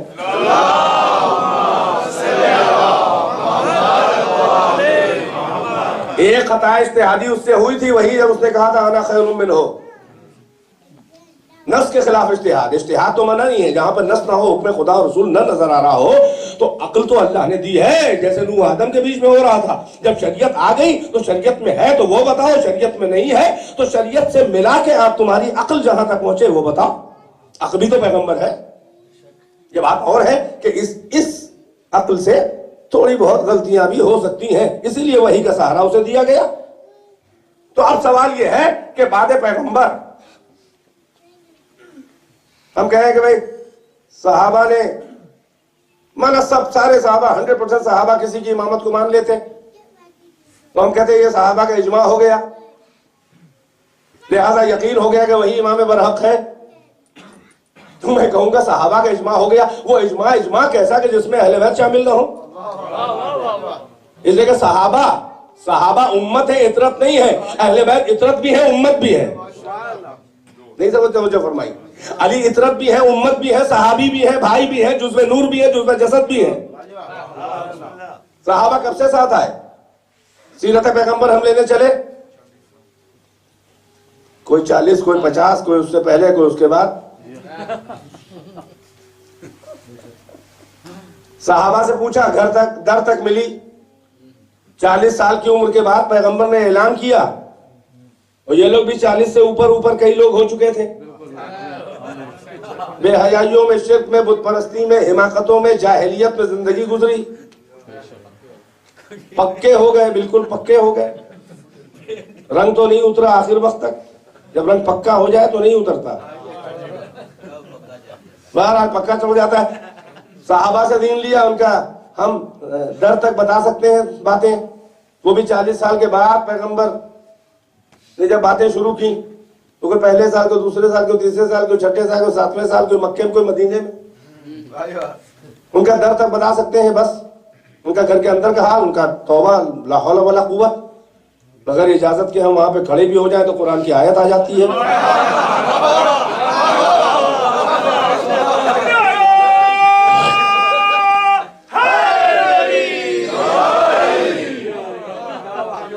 کہ دیوار کے پیچھے سے کھڑے ہو کے باتیں مت کیا کرو اور جاسوسی مت کیا کرو. رسول کی باتیں سننے کے لیے ادھر اگل بغل دیوار کے مت کھڑے ہوا کرو، اس سے رسول کو اذیت ہوتی. اما کوئی جاسوسی نہیں کرتا تھا تو آیت کیوں آئی؟ اور ازواج میں بھی کہا جا رہا ہے وَلَا تَخْضَعْنَ بِالْقَوْلِ، نرم آواز دبا کے، سریلی بنا کے، دبا کے، دبے لہجے میں، نرم لہجے میں بات مت کیا کرو نامحرموں سے. اس سے دلوں کا مرض ہوتا ہے، بڑھتا ہے. اس کے مطلب اگر کوئی نرم لہجے میں بات کوئی صحابہ بھی نہیں کرتی تھی تو اللہ نے کاہے کے لیے ان کی سرزنش کی؟ کیوں ادب سکھا رہا ہے؟ آیت تو یہی بتا رہی ہے کہ کوئی کرتا تھا اور کوئی سنتا تھا. یہ ہے صحابہ ازواج. ابھی اللہ کا کرم ہے کہ ہر جگہ نام لے لے کے نہیں کہا، ورنہ بڑی رسوائی ہوتی. شاید وہی بینیفٹ آف ڈاؤٹ چلا رہا ہے ابھی تک. میرا مطلب یہ ہے کہ کیسی ازواج بھی ہیں. ارے ہو تو کوئی خدیجہ جیسی ہو، کیا مقابلہ. مکے میں رسول اللہ نے اسی لیے شادی ہی نہیں کی، کسی سے شادی نہیں کی. یعنی مکے میں زندگی 10 ہجری تک، اس کے بعد 13 تک نہیں کی، مدینے میں ہوئی.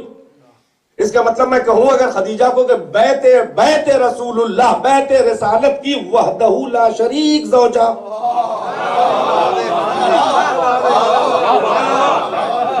ہم تو جب جانتے جب خدیجہ کے کوئی برابر ہوتی کہ پیغمبر خدیجہ کی زندگی میں کسی اور زوجہ سے شادی کرتے. جب خدیجہ کی زندگی میں ہمسری نہ ملی تو وفات کے بعد کہاں سے ہمسری مل جائے گی؟ تو ہے جو ہے معتبر وہ ہے. لیکن آپ بخاری مسلم میں خدیجہ سے روایت ہی نہیں، بالکل شجرہ ممنوع ہے. اگر خدیجہ سے روایت لے لیں گے تو ترک اولا ہو جائے گا. چاہے گناہ ہو جائے ترک اولا نہ ہو. الٹی منطق ہے. اصحاب سے کہا ان کا در تک، ازواج سے کہا ان کا گھر تک. کب سے؟ مدینے سے. مکے کا حال کہ کون بتائے گا؟ اچھا حافظہ بھی عجیب ہے، مکے میں تھی بھی نہیں تب بھی معراج کا واقعہ بیان کر رہی ہیں. ہوکا سارا دین ہم بتائیں گے، اہل بیت تک مت جاؤ، ہم ہیں ذمہ دار. کیا جاؤ گی؟ جھوٹی روایت بیان کرو گی تو حیثیت کھل کے رہ جائے گی. مدینے میں عقد میں آئی ہو، مکے میں معراج کا واقعہ بتا رہی کہ معراج میں پیغمبر کی روحانی معراج تھی. سر اقدس تو میرے زانو پر تھا. ابھی نکاح میں آئے نہیں، زانو پہ سر آ گیا. ویسٹرن کلچر تھا کیا؟ صلوات پر محمد و آل محمد.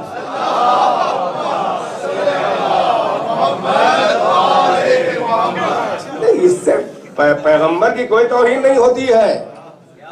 لوگ اپنی ہی بے عزتی کرتے چلے آ رہے ہیں. انہوں نے بے عزتی نہ کی ہوتی تو یہاں دہرایا کیوں جاتا؟ اور قرآن دہرا رہا، ہم کیا کریں؟ کہتے یہ نہ پڑھیے، وہ نہ کہیے، وہ نہ کہ. ارے بھائی اتنا تو پڑھنے دیجئے جو وحی بن کے، قانون بن کے نازل ہوا. قرآن میں جو ہے پڑھ رہے ہیں ہم، تلاوت قرآن پڑھ رہے ہیں، آپ کہہ رہے ہیں کافر ہے تو اس کے مطلب قرآن کو جو مانے وہ کافر ہوتا ہے. صحیح کہا آپ نے. آپ کی نظر میں جو قرآن کو نہ مانے وہ مومن ہے، جو قرآن کو مانے وہ کافر ہے. ہم کافر ہیں اسی لیے کیونکہ ہم قرآن پڑھ دیتے ہیں. آپ کو بہت برا لگتا ہے. اصحاب سے مانگا در تک، ازواج سے مانگا گھر تک، مدینے سے لے کر ختم. اس کے آگے پھر ازواج سے پوچھا، ان میں بھی اختلاف. اس لیے کہ ایک زوجہ کریے جمل میں جانا واجب، ایک ام سلمہ زوجہ کریے جانا حرام.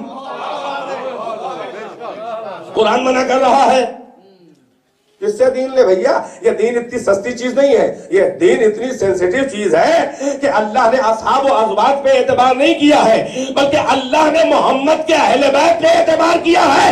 اسی اعتبار کے لیے آیت پھر نازل کی ہے کہ ان میں کوئی عیب نہیں ہے، کوئی امکان خطا نہیں ہے، یہ سیف ہے۔ یہ بولے تو میں بولا۔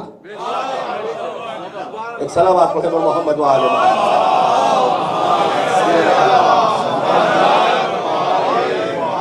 بہرحال ایک جملے میں وہ بات کہہ کے آگے بڑھ رہا ہوں، اور چند منٹ کی زحمتیں اور ہیں۔ آج تو آخری دن ہے نا، آپ کہیں گے آج بھی پڑھ دیا روز کی طرح، کافی وقت لے لیا، تو کہیں بھائی برا مان جائیے گا، مان جائیے، اچھی باتیں یاد آئیں گی تو معاف کر دیجیے گا۔ آپ کیا کر لیں گے میرا؟ اگر میں آج 2 گھنٹے پڑھوں تو آپ کیا کر لیں گے میرا؟ اتنے بے ادب تو نہیں ہے کہ آپ مجلس کے بعد کچھ کہیں۔ آپ اسی طرح پڑھتے رہے 3 گھنٹے پڑھیں۔ میں بھی دن میں مسجد سعودی سے پڑھ کے آیا ہوں، میری بھی صحت کا خیال ویال ہے، آپ پوچھ لیجیے۔ بہرحال ایک دل تو چاہتا ہے پڑھتے رہیں، سنتے رہیں، مزہ تو بہت آتا ہے۔ بہرحال آج ہم نے کچھ اسی طرح رینڈم ٹاک کی ہے، یعنی پچھلے موضوع سے ہٹ کر کل سے بات شروع کی ہے تاکہ تھوڑا سا دل ہلکا کرے۔ ایک صلوات پر محمد فعال۔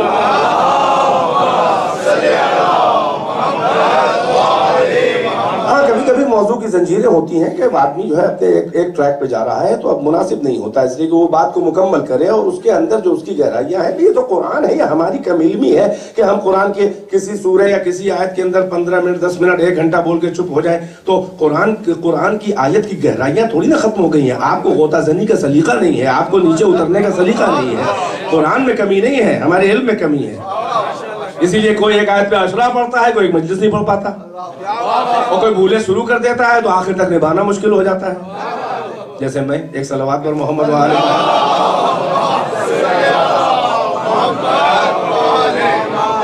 تو ایک سوال بس یہ ہے کہ بعد رسول اللہ ظاہر ہے کہ جو اپنے وقت کے امام کو نہ پہچانے چاہے اہل بیت میں ہو، کیونکہ امت ہے، اس پر بھی واجب ہے، یہیں سے بات آگے بڑھی تھی، اس پر بھی واجب ہے، اس پہ سارے عقائد واجب ہے۔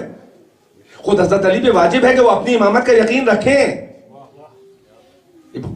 سامنے کی بات ہے اور تھوڑی سی ٹیکنیکل بھی ہے۔ حضرت علی پر واجب ہے کہ وہ اپنی امامت کا یقین رکھیں۔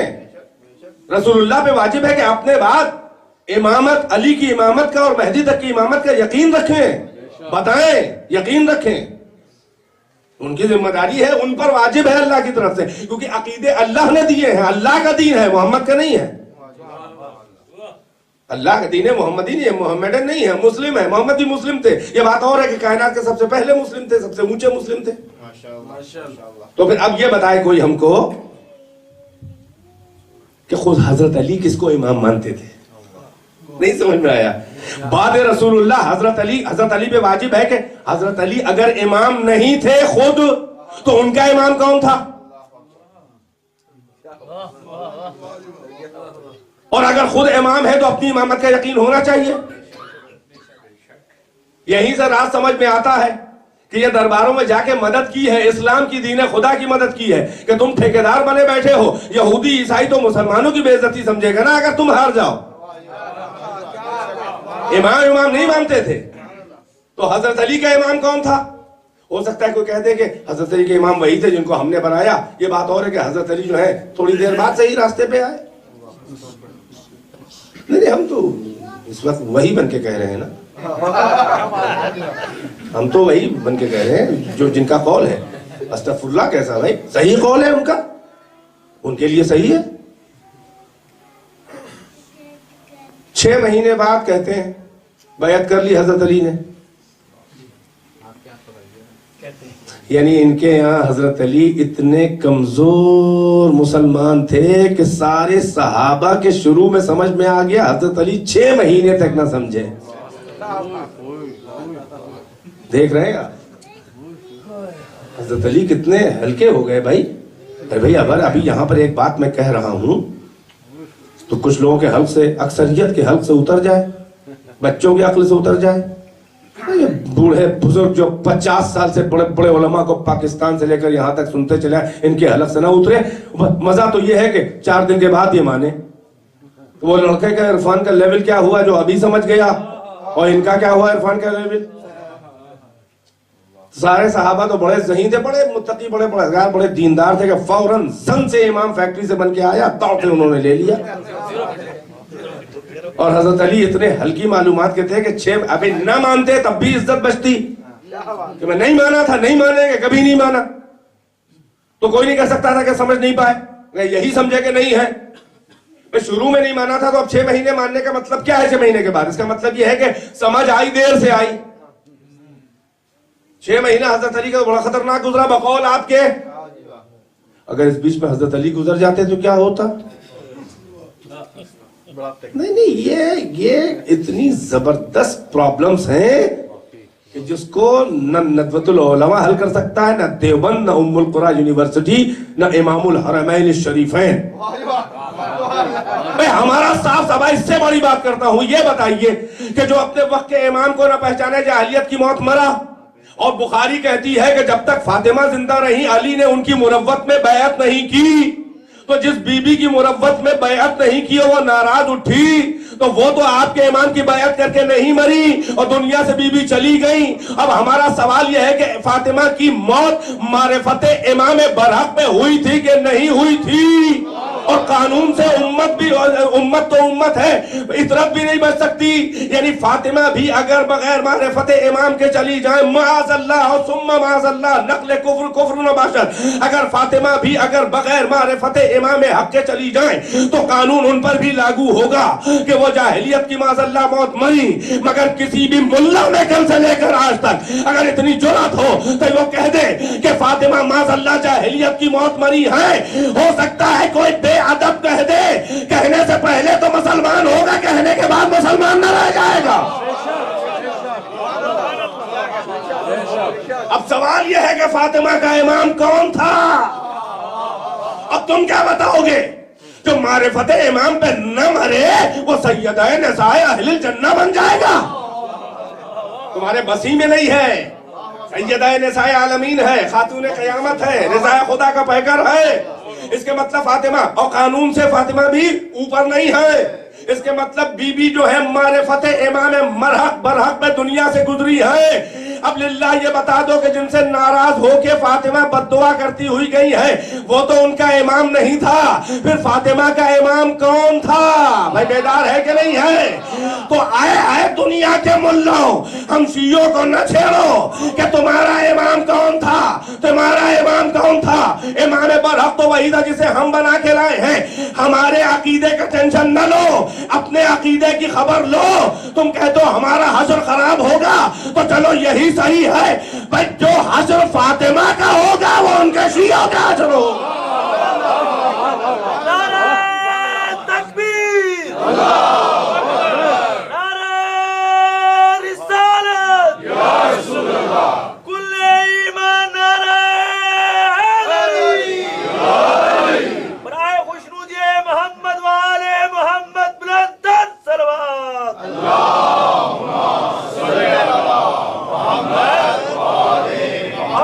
ہمارا ٹینشن کوئی صاحب نہ لیں, ہمارے مخلص کوئی صاحب نہ بنے, ہمیں کوئی ٹینشن نہیں ہے. جو حشر فاطمہ کا ہوگا, جو ان کا امام وہ ہمارا امام, ہمیں کوئی فکر نہیں ہے. جو فاطمہ کا حشر ہوگا وہ ان کے شیعوں کا حشر ہوگا. اب آئیے ایک دوسرے کے لیے دعا سمجھ لیں یا بد دعا کر دی جائے. ہمارے مقابلین, ہم غلامان اہل بیت عزاداروں کے, فاطمہ کے شیعوں کے جتنے بھی مقابل ہیں, ہم ان سے کہتے ہیں آؤ مباہلہ کر لو, یا اسے دعا سمجھ لو یا بد دعا سمجھ لو. توجہ ہے کہ نہیں ہے؟ بھائی ہم تمہارے لیے دعا کرتے ہیں کہ تمہارا حشر انہی کے ساتھ ہو, تم ہمارے لیے بد دعا کر دو کہ ہمارا حشر فاطمہ کے ساتھ ہو.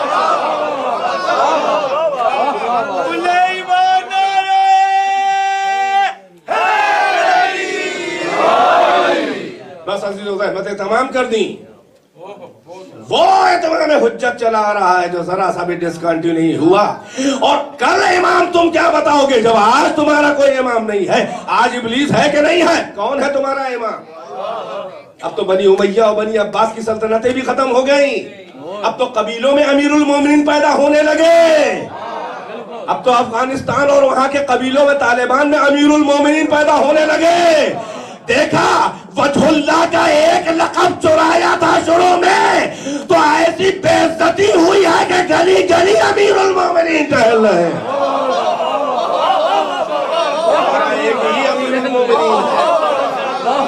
ہمارا ایک ہی امیر المومنین ہے۔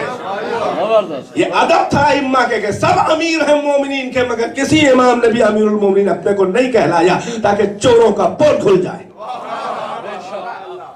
اب بتاؤ اس زمانے میں تمہارے پاس حجت اللہ کون ہے؟ اب تو جھوٹا بھی نہیں ہے کوئی، اب تو کوئی الیکشن کر کے بھی نہیں لا پا رہے ہو۔ اب تو ملا مسجد میں بیٹھا رہتا ہے اور کلین شیف جو ہے بن جاتا ہے حاکم اسلامی ملک کا۔ کہاں گئی امامت؟ چلی گئی فاسقوں کے پاس کہ نہیں چلی گئی؟ اہل بیت سے جب ہٹاؤ گے تو بھی جو ابتدا میں مزاج تھا وہ انتہا میں ملے گا۔ وہ داڑھی رکھے یا منڈوا دے، کردار ایک ہے۔ وہ خصلت کا کمینہ ہو یا نام کا شریف۔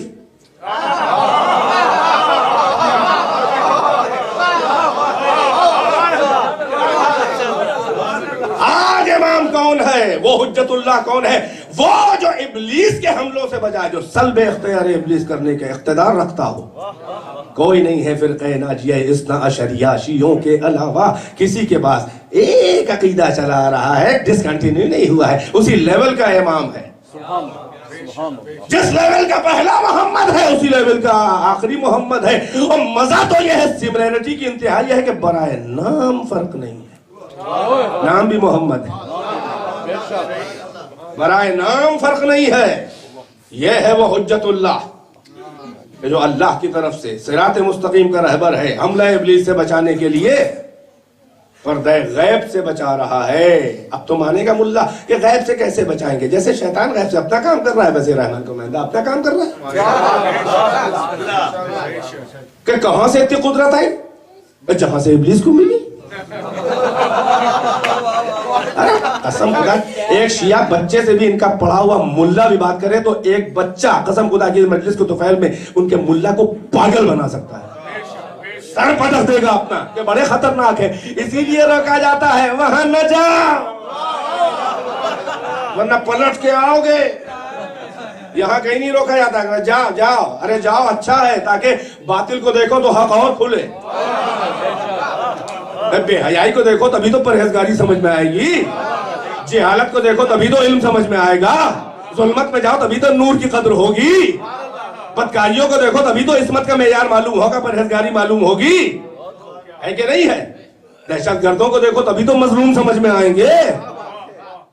تب وہ امام، بس ایک جملہ کہہ رہا ہوں ختم کر رہا ہوں۔ میں نے کہا تھا، وعدہ کیا تھا، زیادہ نہیں پڑھ سکا امام کے اوپر، یہ سیف میاں نے ہم سے فرمائشیں بھی کی تھیں، پورا عشرہ میں بھولا رہا۔ میں نے کہا لیکن موٹی موٹی باتیں کہہ کے یہاں پر مکمل کروں۔ سارے فرقوں سے اس وقت پوچھئے کہ مہدی کو آپ جانتے ہیں؟ مرید چاہے نہ بتا پائیں، پیر تو بتائیں گے۔ چینل پہ چل رہا ہے مہدی، امام محمد مہدی، لگتا ہے کوئی ماضی کی کھسیاہٹ ہے جو نام لینے کا دل نہیں چاہ رہا ہے مگر لینا پڑ رہا ہے، کریں کیا؟ چینلز کا ایک بڑا اچھا فائدہ ہوا ہے، کسی مومن نے ہم سے کہا ان چینلز کا اتنا تو فائدہ ہوا کہ یہ ہمارے علماء کی سپیچیں سنتے ہیں، پھر اپنے مولویوں سے جا کے پوچھتے ہیں کربلا کیا ہے، شہادت کیا ہے، یزید کیسا تھا، حسین کیسے تھے، اسلام سے تعلق تھا کہ نہیں تھا، حسین کون تھے، حسین کا معیار کیا تھا، قرآن میں یہ ہے کہ نہیں ہے، فلاں فلاں فلاں، یزید حق پہ تھا کہ حسین حق پہ تھے۔ یہ جو آپ یہ دیکھ رہے ہیں چینلز کے اوپر ادھر ادھر یہ کوئی یہ سبز طوطے جو آ رہے ہیں کہ ہرے ہرے لباس پہنے ہوئے، تو آپ کہتے ہیں ارے کیا کہنا ہے، کتنا اچھا لگ رہا ہے، کیا امام سیدنا امام حسین رضی اللہ عنہ، رضی اللہ عنہ اہل بیت کی توہین ہے۔ یہ دعا ہے، دعا کا مطلب یہ ہے کہ ابھی کلیئر نہیں ہے کہ اللہ راضی ہے کہ نہیں ہے، یہ رضی اللہ نہیں ہے، علیہ السلام ہے، اللہ نے سلام پڑھا جن پر تو رضی اللہ بتا رہے ہو۔ ہم لوگ سمجھتے ہیں بڑی اونچی اونچی باتیں کر رہے ہیں، یہ اونچی نہیں کر رہے ہیں۔ ان کی داڑھی پکڑ کے ان کے مرید پوچھتے ہیں بتائیے شیعہ عالم یہ کہہ رہا تھا، تو یہ سوچ یہ اس لیے بیان کرنے لگتے ہیں کہ شیعہ اگر ہم نہ بتائیں گے تو بہرحال وہ ادھر ادھر سے جان تو جائے گا، تو کہیں پوری شیعوں کی بات نہ سمجھ جائے، لہذا ڈنڈی مار کے ہلکی کر کے تھوڑی سی اس کو دے دو، اس لیے کہ بچا تو سکتے نہیں، اب شیعت کی چلی ہے ہوا، 7 سمندر پار ہوا چل رہی ہے، الحمدللہ برطانیہ میں چل رہی ہے، سوچا بھی نہ ہوگا ہمارے بزرگوں نے۔ مگر اہل بیت تو جانتے تھے نا کہ کہاں کہاں میری آواز سے مظلومیت جائے گی. الحمدللہ آپ چراغ جلائے ہیں. وعدہ اللہ کا ہے, کوششیں محمد آل محمد کی ہے, وسیلہ آپ ہیں. قسمت ہے آپ کے پھیلا رہے ہیں. بہرحال اب ان سے سوال یہ ہے کہ مہدی کو جانتے کہاں جانتے ہیں؟ بخاری میں بھی آیا ہے مہدی کا آنا, نزول عیسیٰ, ان کے پیچھے عیسیٰ کا نماز پڑھنا. مریم وہ عصمت کا پیکر جس کو اللہ نے بطول پیدا کیا, اس کا بیٹا, 5 انبیاء اولو العزم میں اولو العزم ایک نبی, سلسلہ بنی اسرائیل کا خاتم, آخری. اللہ نے شاید اسی لیے اٹھا لیا, اسحاق کے سلسلے کے آخری کو اٹھا لیا, اسماعیل کے سلسلے کا آخری پردہ غیب میں ہے. یہ سلسلہ اسماعیل کا مہدی آخری آئے گا, وہ سلسلہ اسحاق کا آخری آئے گا. اس آخری کے پیچھے وہ آخری نماز پڑھ کے یہ بتائے گا, پہلی بات تو یہ بتائے گا کہ میرا امام بھی مہدی ہے. بھائی توجہ ہے کہ نہیں ہے؟ اس کا مطلب یہ ہے کہ معیار امامت یہ ہے کہ نبی اولو العزم جس کی اقتداء میں نماز پڑھے اسے امام کہتے ہیں. اسے امام نہیں کہتے کہ جو چرواہے اس کے آگے کھڑے ہو کے نماز پڑھا لے.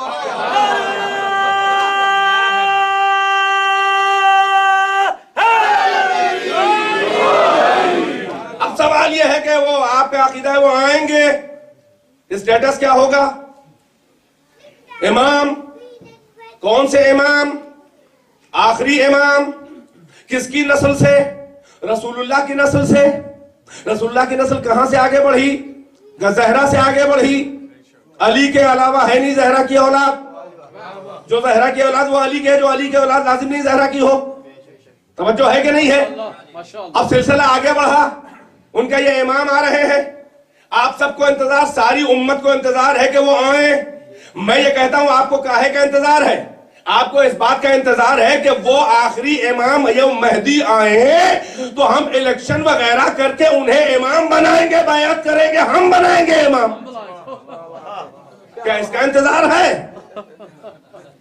بھئی میرا ایک سوال ہے, اس کا ایک ہی جملے میں جواب ہے. پوری امت انتظار کر رہی ہے. وہ پیدا ہو کے پردے سے آئیں گے یا پیدا ہوں گے وہ ظاہر ہوں گے, وہ چھوڑیے اختلاف. نتیجہ یہ ہے کہ وہ آئیں گے اور نسل زہرا سے ہوں گے, اولاد حسین ہوں گے. ساری امت انتظار کر رہی ہے. کیا یہ تو انتظار نہیں کر رہی ہے کہ وہ آئیں تو ہم الیکشن کریں اور اجماع جس پہ ہو جائے, اگر ہو گیا اجماع تو امام مان لیں گے, ورنہ نہیں مانیں گے, جس پہ ہو اسے مانے. بھائی کوئی سر پھرا ملا یہ انتظار نہیں کر رہا ہے, بلکہ وہ یہ انتظار کر رہا ہے کہ وہ امام بنا بنایا اللہ کی طرف سے آئے گا تو ہم اس کی بیعت کریں گے. تو اب ان ملاؤں سے سوال ہے میرا ایک کہ آخری امام سے اول کا معیار سمجھ لو. جس امامت کبریٰ کے 12ویں اور آخری کو تم بنا نہیں پاؤ گے, ارے اس سلسلے کے پہلے کو کیسے بنایا تھا؟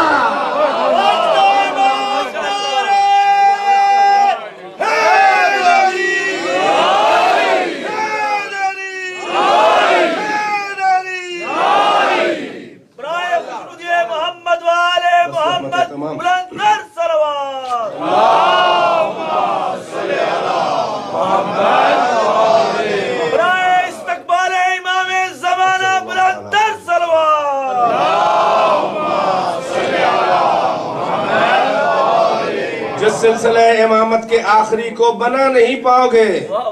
کیا کہنے ہیں, اس کے پہلے کو کیسے بنایا تھا؟ اگر پہلے کو بنایا تھا تو آخری کو بناؤ. اس لیے کہ فینامنا الگ کیسے ہو گیا, وہ طریقہ الگ کیسے ہو گیا. بھائی امامت کیسے ہو ملتی ہے؟ اللہ و رسول تو آپ یہاں بناتا نہیں, چاہے جتنا اونچا ہو بناتے آپ ہی لوگ ہیں. چاہے جس بہانے سے بنا لو, اجماع سے بناؤ, شورا سے بناؤ, غلبے سے بناؤ, نس سے بناؤ, نس کاٹ کے بناؤ. ہاں نس کاٹ کے بناؤ, چاہے جیسے بناؤ, نس سے قرآن, نس سے رسول, نس سے غدیر کے خلاف بناؤ. بنائیں گے ہم ہی. کہاں تو اتنا شوق ہے کہ بنائیں گے ہم ہی, اور کہاں اتنی لاچاری کہ بنا بنایا آئے گا. یہ طریقہ کیسے بدل گیا انعقاد خلافت اور امامت کا؟ تو پہلا بنایا تھا, آخری بنا. اور اگر آخری نہیں بنا سکے تو مان جاؤ کہ پہلا بھی غلط بنایا تھا. امام اللہ کی طرف سے بنایا آتا ہے. نہ علی کو کسی نے بنایا تھا، نہ مہدی کو کوئی بنائے گا. اگر علی سے مہدی کو نہ پہچان سکو تو مہدی سے علی ہی کو پہچان جاؤ. یہ سب 14 ایک دوسرے کو پہچانوانے آئے تھے. ان میں سے ایک کی فضیلت سب کی فضیلت ہے، اس میں سے ایک کی توہین سب کی توہین ہے، اس میں سے ایک کا معیار سب کا معیار ہے، اس میں سے ایک کی عصمت سب کی عصمت ہے. نبیوں کے عصمتوں میں درجے ہے، فرق ہے تھوڑا تھوڑا، مگر ان 14 کی عصمتوں میں کوئی فرق نہیں ہے. ایک لیول کی طہارت، ایک لیول کی عصمت، ایک لیول کا نور، ایک لیول کی ذمہ داری. یہ ہے بس عزیزو، یہی سبب ہے کہ آج کا امام آئے گا. کس لیے آئے گا؟ یملأ الارض قسطا وعدلا کما ملئت ظلما وجورا. بھر دے گا عدل و انصاف سے دنیا کو جیسے ظلم و جور سے بھری ہوگی. بس ختم ہے زحمت. آپ دعائے ندوہ پڑھتے ہیں. سب سے بڑی ذمہ داری عدل کا قیام کرے گا. عدل کا قیام کرے گا. سب سے جب ہر ظالم سے بدلہ لے گا تو سب سے بڑے ظالم سے بھی بدلہ لے گا. جب سب سے چھوٹے مظلوم کی داد رسی کرے گا تو سب سے بڑے مظلوم کی بھی داد رسی کرے گا. اب آپ یہ بتا دیں کہ زہرا سے بڑا مظلوم کون ہے کائنات؟ حسین سے بڑا مظلوم کون ہے؟ آل محمد سے بڑا مظلوم کون ہے؟ اور یہ تو آنے والا خود آل محمد ہے. اسی لیے تو آپ پکار کے دعائے ندبہ میں تڑپ کے کہتے ہیں این الطالب بالدم المقتول بکربلا. اے وہ کہ جو کربلا کے مقتول کے خون کا طالب ہے، اس کے خون کا بدلہ لینے کا ذمہ دار ہے. کہاں ہے تو آ. ایسا نہیں ہے کہ آپ ہی پکار رہے ہیں، امام بھی تڑپ رہا ہے پردہ غیب میں. ہم اس کے منتظر ہیں، وہ حکم خدا کے منتظر ہے. امام زیارت ناہیہ میں امام آپ کا فرماتا ہے کہ یا جداہ ولو اخرتنی الدہور وآقنی النصر المقدور فلأندبن علیک صباحا ومساء ولأبکین علیک بدل الدموع دما. اے جد بزرگوار، زمانے نے مجھے پسنداز کیا، میں اس وقت نہیں تھا. میرے مقدر نے آپ کی ویسے نصرت آپ کی نہ کرنے دی جیسے آپ کے یاروں مددگاروں نے ناصروں نے کی. میں نہیں تھا جسمانی طور پہ وہاں موجود، مگر عالم انوار سے مشاہدہ تو کر رہا تھا اپنے علم امامت سے آپ کے مصائب کا. فَلَأَنْدُبَنَّ عَلَيْكَ صَبَاحًا وَمَسَاءً. میں نہیں تھا، مگر اے میرے جد مظلوم، اے حسین، میں ہر صبح و شام آپ پہ نوحہ پڑھتا ہوں. وَلَأَبْكِيَنَّ عَلَيْكَ بَدَلَ الدُّمُوعِ دَمًا. اور میں اے میرے جد، میں آپ کو آنسو کے بدلے خون آنکھوں سے روتا ہوں. یہ امام زمانہ وارث حسین کا، ہمارے وارث کا یہ مرثیہ ہے زیارت ناہیہ میں. میں کہوں گا مولا آج بھی 1400 سال کے بعد خون رو رہے ہیں. اب یقین ہو گیا کہ در بازار شام میں سجاد خون رو رہے تھے. بس اجرکم اللہ. زحمت تمام. آج 12 محرم ہے. 11 کو یہ قافلہ اہل حرم کا اسیر ہو کے قید خانہ ابن زیاد کوفے میں پہنچا. 12 محرم کو ادھر بنی اسد کو دفن شہداء کی فکر ہوئی. بنی اسد کو امام حسین نے میدان کربلا میں وارد ہونے کے بعد، زمین کو 60,000 درہم میں خریدنے کے بعد ان سے 3 وصیتیں کی تھیں اور کہا تھا کہ ان شرائط کو پورا کر دینا.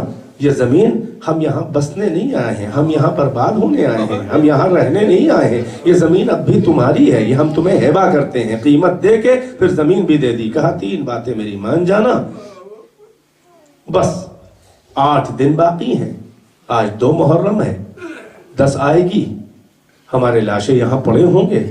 جب ظالموں کی فوجیں چلی جائیں تو آنا اور گڑھے کھود کے ہم کو دفن کر دینا. ایک فرمائش یہ ہے. دوسری فرمائش یہ ہے کہ اگر کوئی زائر ہماری قبر کو ڈھونڈتا ہوا آئے تو اس کی مہمان نوازی کر دینا. اس کے بعد بنی اسد کے مردوں کو واپس بھیجا. کیا مظلومیت ہے حسین کی. عورتوں کو بلایا، عورتوں سے کہا کہ اگر تمہارے مرد یزید کی فوجوں سے ڈر رہے ہوں اور وہ اگر نہ اس وعدے کو پورا کریں، ڈر رہے ہوں ظلم سے، تو تم ان کو شرم دلانا، یاد دلانا اور ان سے کہنا کہ اگر تم نہیں تو ہم جا رہے ہیں اپنے مہماں کے جنازوں کو دفن کرنے. عورتوں کو واپس کر کے بنی اسد کے بچوں کو بلایا. کہا اگر تمہارے والدین اس وعدے کو بھول جائیں یا خوف میں نہ آ سکیں تو بچوں تم تو بہت چھوٹے ہو، تم سے کیا کہیں. بس اتنا کہنا ہے کہ کھیلتے ہوئے صحرا میں آنا मुट्ठियों से खाक उठा उठा के हमारे जनाजों को छुपा दे रहे। 12 मुहर्रम जब लश्कर कुफार जा चुका तो बनी असद को ये वसीयत अपने मेहमानों की याद आई, हुसैन की वसीयत, हुसैन की ये ख्वाहिश याद आई। उधर से बनी असद का काफिला करबला में वारिद हुआ, इधर से बएजाज सज्जाद, हथकड़ियां बएजाज टूट के गिरी, कैद का दरवाजा खुद ब खुद खुला। सज्जाद मैदान करबला में आए, न वो उनको पहचानते हैं, इमाम सज्जाद को वो पहचानते नहीं थे। इमाम जानते थे कि ये बनी असद हैं, वो अपनी इमाम की वसीयतें पूरी करने आए हैं। सज्जाद मशगूल हो गए दफन शुहदा में। जो शहीद दूर कहीं पड़ा था उसका लाशा, जैसे हजरत हुर का लाशा, हजरत अब्बास का लाशा, जैसे औन इब्ने अली का लाशा, उनको वहीं पर बनी असद की मदद से इमाम सज्जाद ने दफन करवाया। बाकी शुहदा जो करीब करीब लाशें थे, एक गहरा सा गड्ढा खोद के सारे शुहदा को एक साथ, जिसे गंजे शहीदा कहा जाता है, यानी शहीदों का खजाना, जवाहरात शहादत का खजाना, जवाहर शहादत के मोतियों का खजाना, जब दफन शुहदा करने के बाद जब फारिग हो गए तो एक बार बनी असद के लोग आगे बढ़े, कहने लगे, ए बंदे खुदा, आप बड़े करीमुन नफ्स लग रहे हैं, आपका शुक्रिया कि आपने हमारे मेहमानों के लाशों को वसीयत हमसे की थी, आपने हमारी मदद की, आपको अल्लाह जजा दे। एक गुजारिश और है कि एक लाशा उधर नशेब पे पड़ा हुआ है, बड़ा मजलूमियत का वो लाशा है, कोई अज़्ब बदन सालिम नहीं है, कोई अज़्ब बदन सालिम नहीं है। मुझे लगता है कोई उसका वारिस नहीं है, न उधर वालों ने दफनाया, न हम लोग अभी तक दफना सके। अल्लाह बड़ा अजर देगा, उस लावारिस का लाशा भी दफन कर दिया जाए। वो जैसे ही सुनना था, ऐ आजादारों, ऐ वो जवानों के जो बाप के मर्तबे को जानते हैं, सज्जाद का कलेजा फटा, कहा उसे लावारिस न कहना, मैं उसका वारिस हूँ, वो हुसैन है, मैं उनका बेटा अली अब्दुल हुसैन सज्जाद हूँ। आगे बढ़े, देखा लाशें पिदर के टुकड़े टुकड़े थे, किस तरह से कब्र में उतारे।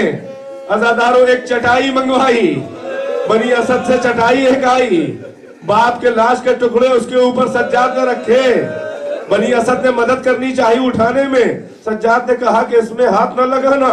बाकी शुहदा को दफन किया, कोई चचा था, कोई भाई था मेरा, कोई जानेसार था, तुम्हारा शुक्रिया, मगर इस लाश पे हाथ न लगाना, ये मासूम का जनाजा है, ये सिद्दीक का जनाजा है, सिद्दीक को सिद्दीक दफन करता है, मासूम को मासूम दफन करता है। हाय रे गुर्बत सज्जाद। सज्जाद ने अपने बाप के जनाजे को चटाई पे उठाया, कब्र के करीब आए।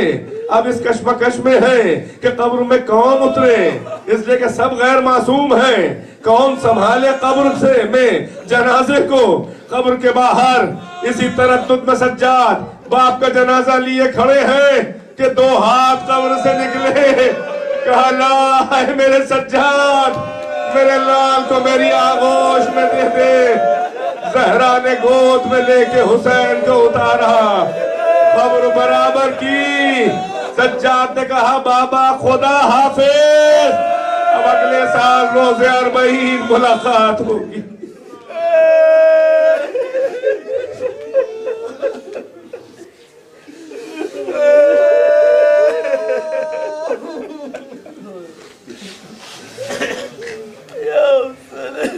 فسيعلم الذين ظلموا أي منقلب ينقلبون اللهم لعن قتلة الحسين وأصحابه أجمعين ربنا تقبل منا إنك أنت السميع العليم إلهي بحق الزهراء وأبيها وبقلها وبنيها پروردگارہ ہماری اس عبادت کو قبول فرما۔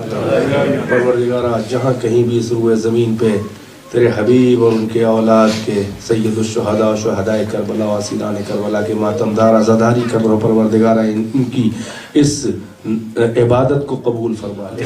پروردگارہ جو اپنی حفاظت عزاداری اقامہ شاعر حسینی میں جو مومنین عزادار اپنی جانوں کے نذرانے پیش کر چکے ہیں، پروردگارہ ان کے نذرانوں کو قبول فرما، ان کے گھر والوں کو صبر جمیل عنایت فرما، فروغ عزاداری فرما، حفاظت عزاداران حسین فرما۔ جہاں کہیں بھی عزادار، جہاں کہیں بھی شیعان اہل بیت بلکہ ہر اچھے انسان کی جان مال و عزت و آبرو کی حفاظت فرما۔ دشمنان قرآن و اسلام و دشمنان رسول اللہ و دشمنان کعبہ و دشمنان انبیاء و مرسلین، دشمنان خاتم النبیین اور اولاد رسول اللہ کے دشمنوں کو اور دشمنان شیعہ کو پروردگارہ ذلیل و خوار و رسوا کر کے صفحہ ہستی سے نیست و نابود فرما۔ پروردگارہ ہماری اس سکینہ ٹرسٹ کی عزاداری کو قبول فرما۔ پروردگارہ اس مرکز حسینی میں اور زیادہ ان کے معاونین کو توفیق دے کہ اور زیادہ عبادت پروردگار اور زیادہ ذکر مصائب و فضائل اہل بیت اطہار کریں۔ پروردگارہ ان میں جو مریض ہیں ان کو شفا دے، ان کے خاندان میں جہاں کہیں بھی کوئی مریض ان کو شفا دے، جو مرحومین ہیں ان کی مغفرت فرما، جو بے روزگار ہیں ان کو حلال روزگار عنایت فرما، جو کسی بھی طرح کی کسی پریشانی میں مبتلا ہے بطفیل اہل بیت اطہار ان کی پریشانی کو دور کر۔ پروردگارہ اس میں جو بچیاں جو بچے جن کی شادیاں ہونے میں مشکلات ہو رہی ہیں اس مرحلے کو بھی ان کے لیے آسان فرما۔ پروردگارہ شیعہ نے اہل بیت کی اس ملک میں حفاظت فرما، ان کو ہر طرح کی بلاؤں سے محفوظ رکھ۔ اس مرکز کے تمام عہدیداران، معاونین، ارکان، مومنین جو بھی اس سے وابستہ ہیں، جو بھی دامے درمے قدمے سخنے اس مرکز میں عبادت کے فروغ میں تعاون فرماتے ہیں، ان سب کی تمام شرعی حاجتوں اور مرادوں کو پورا کر۔ امام کے ظہور میں تعجیل فرما، ہم کو ان کے انصار و اعوان میں شمار فرما۔ ایک سورہ فاتحہ کی تلاوت فرمائیں۔ تمام ارواح مومنین و مومنات، تمام مرحوم عزاداروں کو، بالخصوص وہ عزادار کہ جو اب اس دنیا میں موجود نہیں ہیں، اور خصوصیت سے وہ عزادار مومنین کہ جن کا کوئی وارث فاتحہ پڑھنے والا نہیں ہے، ان کو اور اپنے تمام مرحومین کو بھی آپ ایک سورہ فاتحہ سے یاد فرمائیں۔